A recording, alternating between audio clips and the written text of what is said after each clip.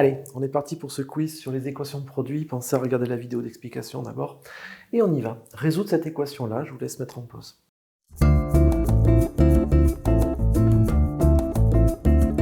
C'est bon?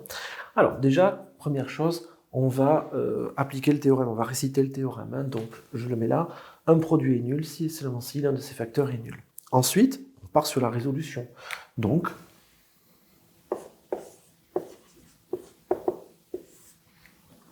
eh bien, je vais avoir deux colonnes. Soit x moins 4 est égal à 0, soit x plus 7 est égal à 0. Et donc, je résous mes deux équations parallèles. X moins 4 égale à 0, donc je vais rajouter 4 des deux côtés. Je vais obtenir x égale 4. Et là, je vais soustraire 7 des deux côtés, donc x égale moins 7. Bon, ça a été très rapide en fait, puisque je n'ai pas de coefficient de x. En mettant simplement les x d'un côté sans x de l'autre, c'était terminé. L'étape 2, je ne l'ai pas. J'obtiens l'ensemble de solutions qui vaut 4 et moins 7. Voilà. Bon, je pense que ça devrait aller. On en met une autre? Allez, on résout celle-là. 5x moins 45, facteur de 6x plus 18, facteur de x plus 2 est égal à 0. Je vous laisse mettre en pause.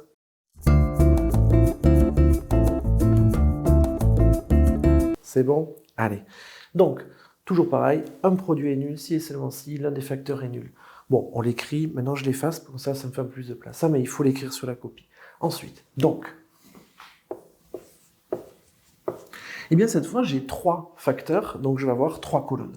La première colonne, ça va être du 5x moins 45 est égal à 0. La deuxième colonne, ça va être du 6x plus 18 est égal à 0. Et la troisième colonne, ça va être x plus 2 est égal à 0. Et je vais résoudre en parallèle mes trois colonnes. Alors, 5x moins 45 est égal à 0, je fais passer les x d'un côté, sans x de l'autre.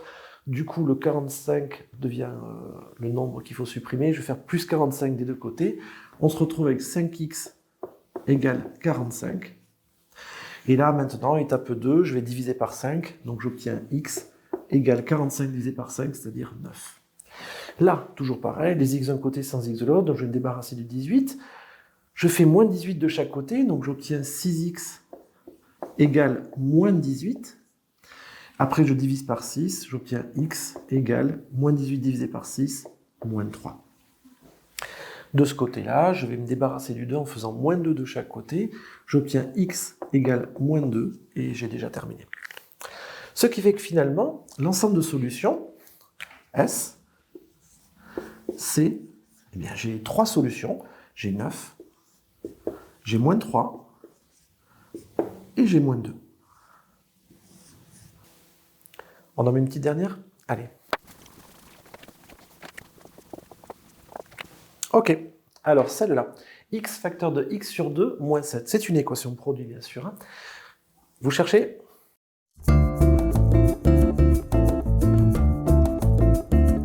Allez, on y va. Donc, un produit est nul si et seulement si le facteur est nul. Si et seulement si l'un de ses facteurs est nul. Donc ça, il faut l'écrire. Je ne vais pas le recopier moi, vous l'écrivez, c'est super important. Ensuite, on écrit donc. Et là, on sépare en deux colonnes, puisque j'ai deux facteurs. Donc, premier facteur, eh bien, j'ai que x. Deuxième facteur, j'ai x sur 2 moins 7 égale à 0. Alors celle-là, elle perturbe un petit peu, hein, parce que le fait d'avoir que x égale 0, ben oui, c'est mon premier facteur. Quand il s'annule, ça veut dire que x vaut 0, donc on écrit x égale 0, et l'équation est tout de suite résolue. On n'a strictement rien à faire.